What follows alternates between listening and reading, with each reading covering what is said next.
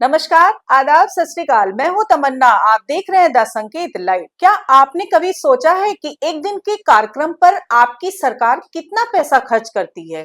आज हम बात कर रहे हैं परीक्षा पे चर्चा की, जो दिखता तो है छात्रों की तनाव कम करने का मंच, लेकिन इसका बजट देखकर खुद जनता का टेंशन बढ़ जाता है। परीक्षा पे चर्चा को लेकर जब देश भर में सवाल उठे, तो सरकार की तरफ से सफाई आई, लेकिन सवाल ये है कि क्या ये सफाई थी या फिर एक ऐसी परत जो असलियत को ढकने की कोशिश कर रही थी। सरकार का कहना है कि यह कार्यक्रम छात्रों के तनाव को कम करने और सकारात्मक संवाद के लिए, लेकिन आंकड़े कुछ और ही कहानी बयां करते हैं। 2018 में इस एक दिन के कार्यक्रम पे 3.67 करोड़ रुपए खर्च हुए थे, जो 2025 में बढ़कर 18.82 करोड़ रुपए हो गए, यानी 522% की उछाल।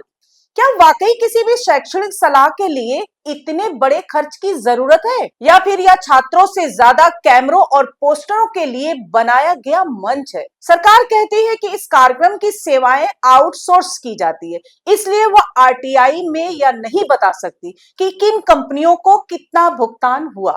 कारण फिड्यूशरी रिलेशनशिप और ट्रेड सीक्रेट।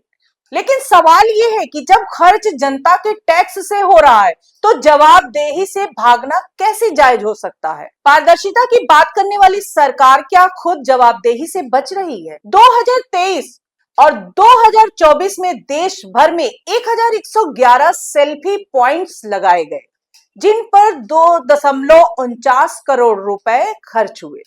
हर पॉइंट पर प्रधानमंत्री नरेंद्र मोदी की तस्वीर, कहीं 3D कहीं 2D।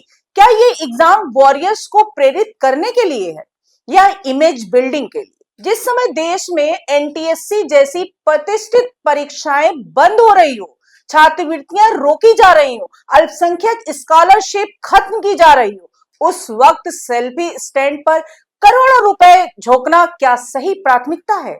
और अब सबसे विरोधाभासी बात, डिजिटल इंडिया मिशन की 10वीं वर्षगांठ पर सरकार ने परीक्षा पे चर्चा के सर्टिफिकेट छापने में 6.19 करोड़ रुपए खर्च किए। ये वही देश है जहां सरकार डिजिटल सर्टिफिकेट और पेपरलेस कामकाज को बढ़ावा दे रही। फिर ऐसा खर्च क्यों? सरकार हर साल इस आयोजन के लिए फिल्म शूटिंग, इवेंट मैनेजमेंट, भोजन, टैक्सी, होटल और प्रचार पर करोड़ों रुपए खर्च कर रही है। लेकिन जब आरटीआई में इन खर्चों का ब्यौरा मांगा जाता है, तो जानकारी देने से इनकार कर दिया जाता है। क्या लोकतंत्र में इतनी गोपनीयता ठीक है?